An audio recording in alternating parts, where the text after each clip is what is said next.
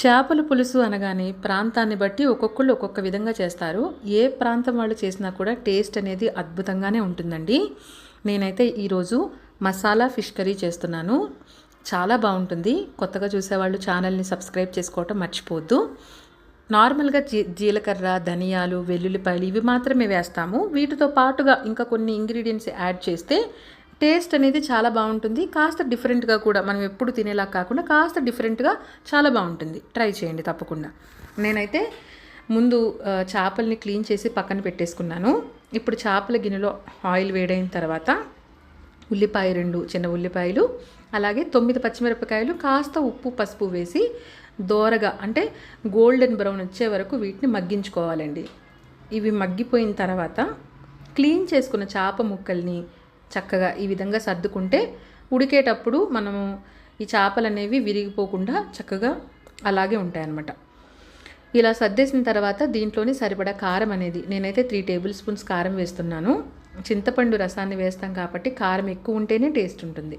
ఈ విధంగా కారం వేసి కదపకుండా మూత పెట్టి 2 నిమిషాల పాటు మగ్గించుకుంటున్నా. ఇప్పుడు మూత తీసేసి నానబెట్టుకున్న చింతపండు రసాన్ని వేసేస్తున్నాను.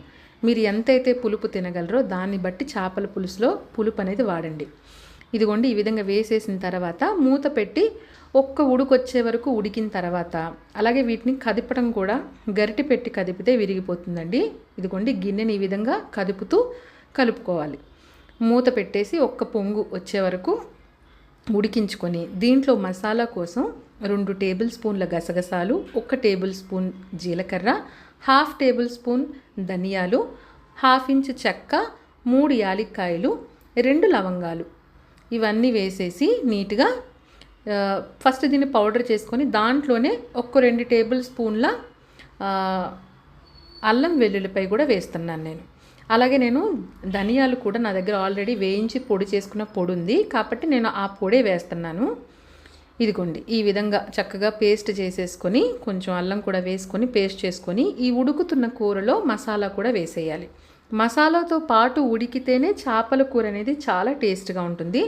అలాగే పులుసు కూడా మరీ ఎక్కువ వేసేయకండి. అంటే ఇష్టపడే వాళ్ళు ఓకే, బట్ నాలాగా కాస్త దగ్గరగా ఉండాలి పులుసు, మరీ ఎక్కువ పలచగా కాకుండా అనేవాళ్ళు ఎక్కువ వాటర్ వేయకండి. ఎందుకంటే మరీ ఎక్కువ ఉడికిపోయినా కూడా చేప విడిపోయే ఉంటుందన్నమాట. చేప కుక్ అవ్వటానికి హార్డ్లీ 10 మినిట్స్ అయితే చాలండి. ఇదిగోండి పులుసులో చక్కగా ఉడికిన తర్వాత కాసేపు రెస్ట్ ఇస్తే ఈ విధంగా ఉంటుంది కర్రీ అనేది. వేడివేడిగా కూడా తినచ్చు. నేనైతే వేడివేడిగా కూడా ఎంజాయ్ చేస్తాను. ట్రై చేయండి తప్పకుండా. ఎలా ఉందో నాకు కమెంట్ చేయండి.